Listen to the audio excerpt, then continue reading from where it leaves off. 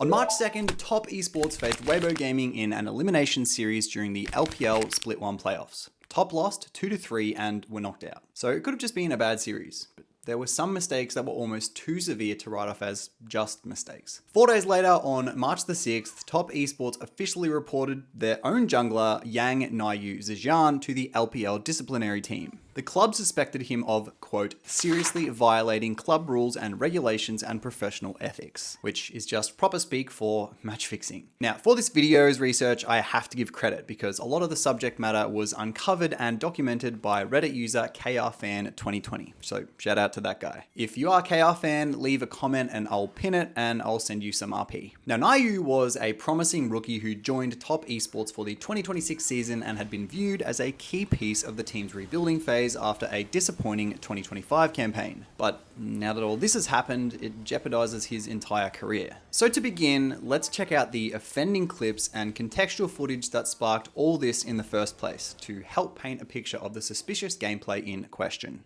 At just over 5 minutes in, Naiyu is bot to protect his AD carry's shove. But after he eased directly over the Jinx chompers, the play should have been called off, and it results in a brutal Elk cleanup. Now, to be fair, this just looked more like a misplay than straight up inting, but we've got to start somewhere. This could have happened to anyone, I guess. The Jauchi and Fengyue can safely push out this lane. Fengyue still has flash, but walks into the chompers again, but this time the great handshake pulls Arha in. No. Tries to flash away from Jauchi, but here comes JJ, able to push him back. Death Sentence connects onto Fengyue. Now he flashes forward, but Elk is going to flash after him, picks up the first reset. He's going to look to run down Jauchi, has the movement speed. One more rocket in the chamber. Elk picks up the double, and Naiyu cleans it on to Arha, but it's a 3-kill lead. Such a minor decision there, but Naiyu starts up the Skarner E and goes right over a Jinx trap. If they have that, that is a kill onto Arha and onto this Thresh, but a massive mistake nonetheless. Turns into a 1,000 gold lead and the first dragon of the game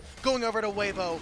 I cannot wait to see this replay because we're just gonna have to watch Naiyu. I am honestly flabbergasted. Watch this Jinx trap. Now a second time that this ability from Elk has guaranteed kills for them. He walks over it, and that right there turns the entire play. Jauchi flashes forward, doesn't get the kill, tries to survive, and once Jinx is excited, that's it. That is the entirety of the game, and honestly might have just decided this series if TES can't do anything more. Again, this one isn't a brutal offender. It just kind of looks like a miscommunication, but he did show well before 369 was ready for the play to happen, which gave Zika a very precious second to back off. Not only that, there wasn't really a rush. Naiyu's ult was back in 6 seconds. But again, not the worst one. But what follows is where it starts to get really questionable, because he subsequently leaves his top laner to get dove while he goes to fight red buff. And yeah, just watch this. See that get punished? Still has a flash available, would have to rely on Fengyue. 369 looking top lane against Zika. Naiyu, no impale available for another 6 seconds, so Zika's just gonna hold on to his flash and just walks out. Here comes JJ looking for the response of his own. I don't know if they can lock him down unless he gets another Dark Procession up and ready. Can kill the maiden. That's very good. Give over a Heartsteel proc. Naiyu messed that gank up though, because he went out of the brush for just a moment, and that gave Zika the visualization that the Skarner was there. And now we've left 369. He has no ult. JJ can just tank the turret, already popped the ultimate for good measure to make sure that 369 is run out. And another impale goes wide. No! And the Super Mega Death Rocket from downtown. Elk hits the mark, picks up his 5th kill, and the reset allows him to pressure Jauchi away from the minion wave. Doesn't find the zap, but it's enough damage to keep him pinned. And Naiyu could be next. No impale, no way out. JJ tanks it up, swags it on out, and collects another tax. This play was kind of the start and where people really started to take notice. Now the next play happens off screen, but there's a replay, so we'll skip to that. And again, I don't really need to commentate over it because there's a blatant backclick that should never have happened and never would have happened if he was actually trying. Number 5 in a few misplays. Nice combo. Just Another look at Arha one. and Elk working hand in hand. Fengyue flashes out of the Super Mega Death Rocket, but a flash forward from Elk. Looks for one more rocket into the reset. And Xiaohu will join the fray just to make sure that Elk has enough reduction of the damage. You can't really do anything. It is the one way that Thresh can outplay this champion. great engagement. Again, setting up onto the Flame Chompers. What are you to do at this point? Elk does use the flash, and that is a meaningful summoner spell. But with Nio dying on the other side of this play... Then, not 3 minutes later, Nayu's back at it again with this. I mean, to be fair, they knew Elk's flash was down, but he has cleanse and his support is right there. It's a very desperate and flip play. Not only that, I feel like that play had to be facilitated by layered coordination, like a hostile takeover start. It's evidenced by how far behind the play Fengyu was that there were no comms. And you can't just brute force this kind of play, especially when Weibo has a Galio for extra assurance that they didn't even need. Smolder, who just got infinite amount of executes. Whoa! Oh, but Elk is saved by Arha. Quick use of the Dark Passage repositions him away from what could have been a great impale from Nio. Jachi, no! Oh, Jachi went way too deep! He tried to be a hero and ends up going down a victim. Top Esports getting run out. Cream in a 1v1 against Zika. Has the Elder execute, but doesn't even matter. Now this next play actually has a promising start from Nayu until he flashes in and gives Elk a cleanup reset when his damage dealers were in no range to follow up. Cream almost salvages this play, but this could have been converted into a bounty baron if Nayu and Cream were on the same page. So yeah, no comms, no coordination, just a weird flash. For RNG, so Nio barely even started, but had a few games on Rare Adam. Here's Cream, they're getting control of the pit here. Kennan's gonna look for the ultimate. Top Esports are able to deny Hextech Soul, but Zika's TPing in for the fight. He was pushing on the top side of the map, uncontested. Zika, or 369 coming in, gets look at the shield! Entry. Wait, it's a massive impale! It's a massive Smolder ultimate! Xiaohu with the mega knockup onto multiple members. Helk hasn't found a reset yet, finds Jachi. Can he run through the fight? He has the front line for the team. Xiaohu flashes in forward. They're doing able to pick up another one, and Elk runs this rip! Oh! Cream executes him though, and tries to give one last hope to Top Esports. Zika bonks him in the head with the shovel. And for this fight, Nayu just eats a hook, does nothing, and then A-clicks after the fight before recalling. I don't know, it just looks weird. He doesn't even go through the wall properly. Here as well for the play, Cream loses a bit of HP. 369 position, but is spotted by a control ward. He's gonna go mid lane instead. Zika will try and zone him off and make sure that this Kennen does not get into the fight. Jet bullying off Top Esports. They catch Nio. They're gonna look for the pick. Cream looking for the burst on the Xiaohu. Nio barely survives, has the shield. But Jet secures the Hextech Soul. Xiaohu with the Hero's Entrance gives Jet a little bit of damage reduction. And here comes the flank from Zika. He's gonna look for Fengwei. Cream all alone, trying to burn them down. He flashes forward. He finds one. But into Elk, he can't do enough, and he dies to one rocket, and one rocket is all that is needed to try and close this one out. Who with the Hero's Entrance gives JJ a little bit of damage reduction, and here comes the flank from Zika. He's gonna look for Fengwei. Cream all alone, trying to burn them down. He flashes forward, he finds one, but into Elk, he can't do enough, and he dies to one rocket, and one rocket is all that is needed to try and close this one out. Will not be up for this Baron. Going on to Fengwei. Fengwei, what? Into the hostile takeover, but a quick cleanse, but Elk might just burn. Two Smolder. Mom comes through over the top, but the execute does not follow up. Elk is trying to run away from the fight. Top Esports. 369! 369 flash with the slicing maelstrom. Cuts them all down. Jet just snagged up to the impale. Elk is able to clean up 369, but Cream is still alive. But look at Zika. He's pushing on the bottom side. Top Esports, if they can stop the ports, Zika can try and end the game. Teleport comes in from Cream. Jachi and Nio have to be careful now. Zika has a massive wave. Can he look for the flank? Can he try and end the game by himself? It's gonna be close. He's just hitting. He doesn't care about Cream. He takes out one Nexus turret, and Zika will back off for now.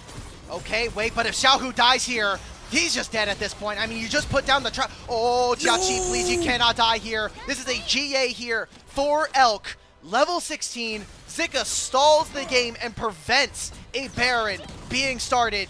Make a death rocket? This kill, no. Jachi has way too much HP. The team in this 5-on-4, but he has to answer Zika on the push. Jejet chunked to 50% HP, but still has ultimate available. Top Esports trying to decide whether they want to burn the dragon or they want to force a fight. Zika is pressuring them to now answer the question, do you answer me on the top side or do you play for the Elder Dragon? 369 and Cream will answer Zika. They lock him down with the slicing maelstrom. Now it's up to Weibo to burn down the Elder Dragon as fast as possible. Zika doesn't die to the execute. 369 doesn't have flash available. He cannot lock him down. The Dark Procession will give him enough time. Cream goes over the wall. The execute will not come through. And Top Esports cannot get into the pit unless Nayo can be a hero. Nayo, come on, brother. The tall import, 29,800.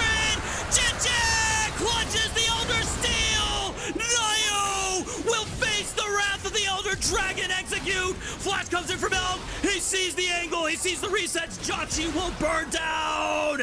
A double kill for Elk. And Cream has no more room left to run. 369 over the wall. No flash available. Slicing Maelstrom at the ready. But Top Esports. Cream, no! All members. Cream. One more auto attack. The zap does not connect. He tries to buy space, but Zika can just walk up and ward them off. Elk has a GA in his back pocket. He's just dead! Like that. One more auto attack. He has the GA available. 369 will do everything he can. The Hail Mary. That's it! It is not enough. Absolute cinema. Weibo Gaming win.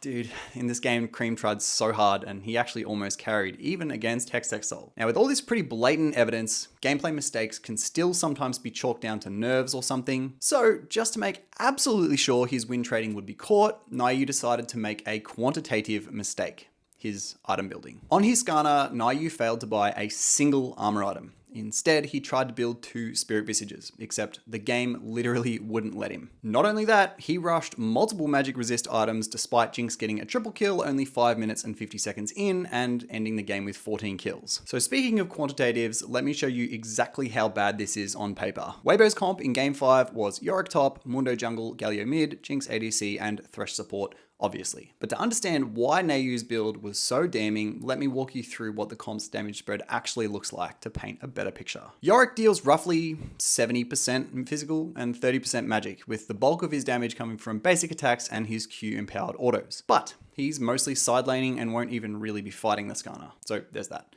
Mundo does skew towards magic on his abilities. His Q and W both deal AP damage, sitting at around 60% magic, 40% physical, but he's a tank, obviously, and not the team's primary damage threat. He's just there for disruption and to be Mundo. Galio is a CC-focused engage mage who's built mostly to protect and disrupt. So while yes, he was building AP, it was still defensive AP, Zhonya's, Mertred's, etc.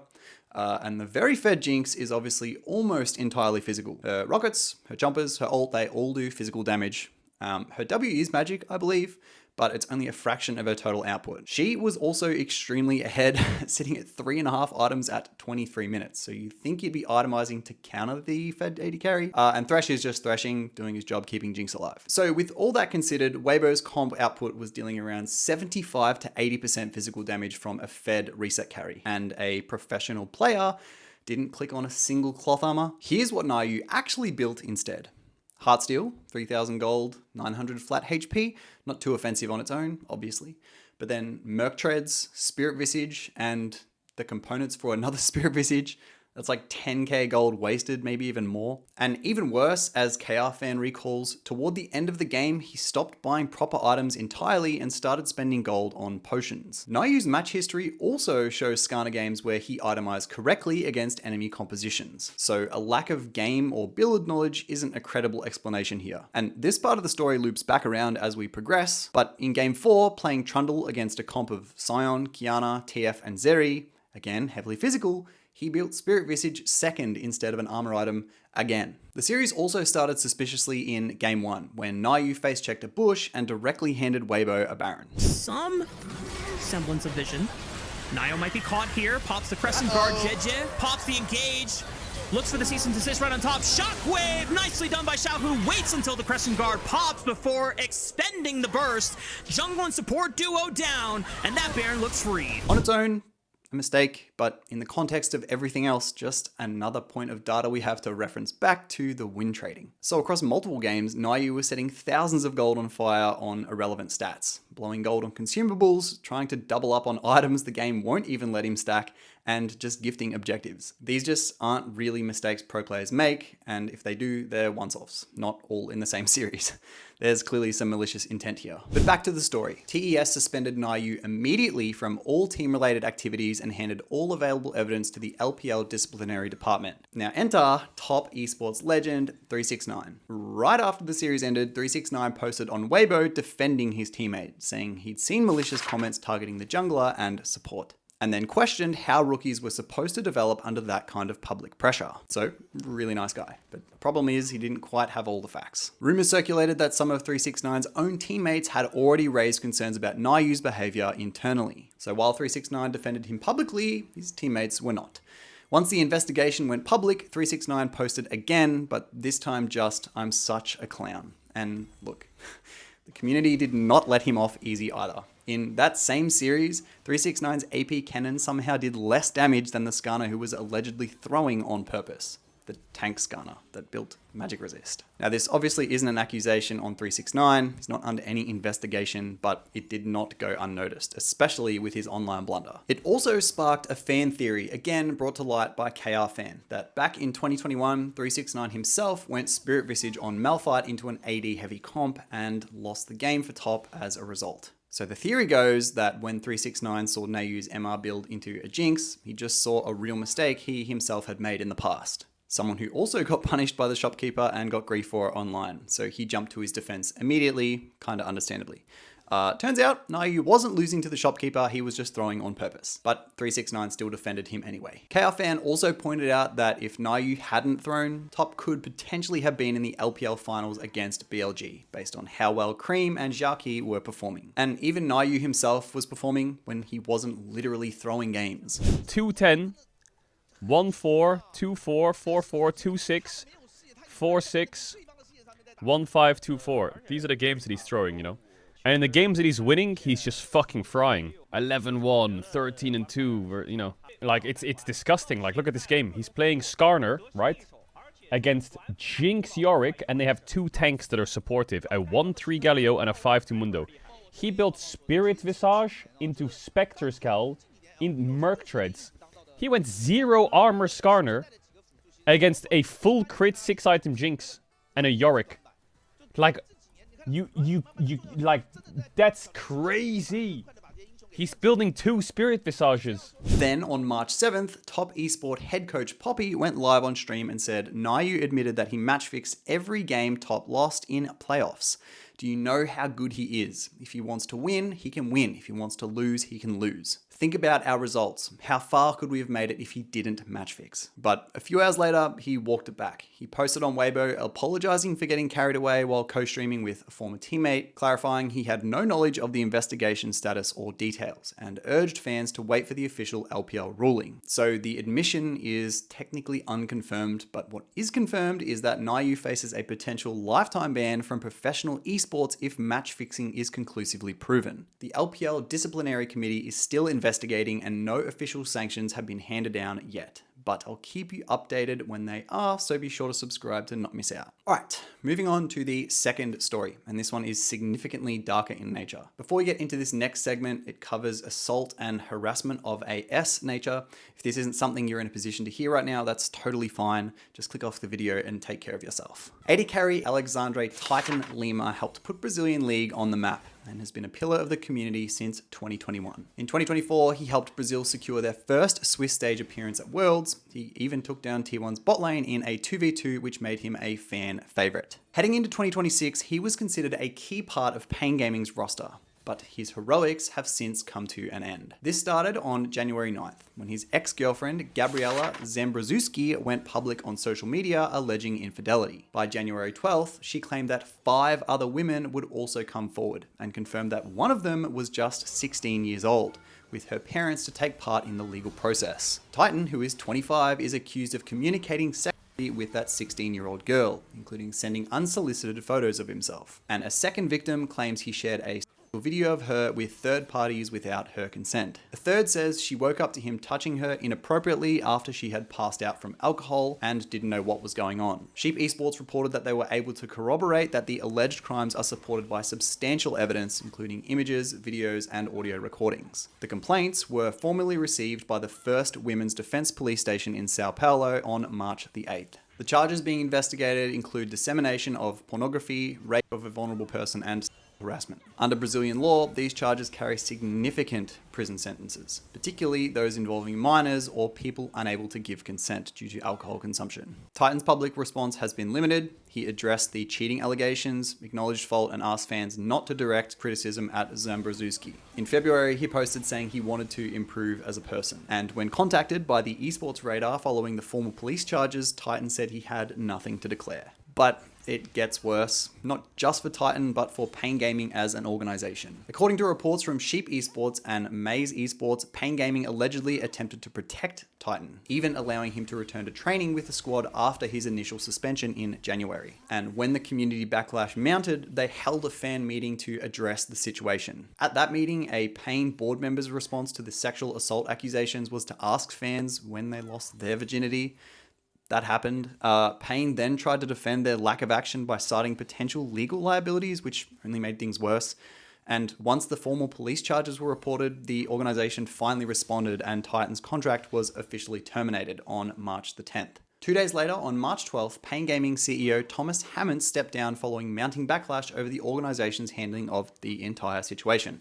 And in their statement, Pain admitted their leadership had treated the organization too much like a company and called it, in their own words, a stain on the organization's history. Everything I've just said are all evidence-backed allegations set to be substantiated in court, and legal proceedings are ongoing. But the police are now formally involved, the charges are serious, and it's not looking good for Titan and Pain Gaming. So we have 2 investigations, both still developing. The LPL's ruling on Nayu is pending and the Brazilian legal proceedings against Titan are mounting. I'll keep an eye on both of these and update you as things progress. Let me know what you think of all this down below and I'll catch you in the next video. Bye.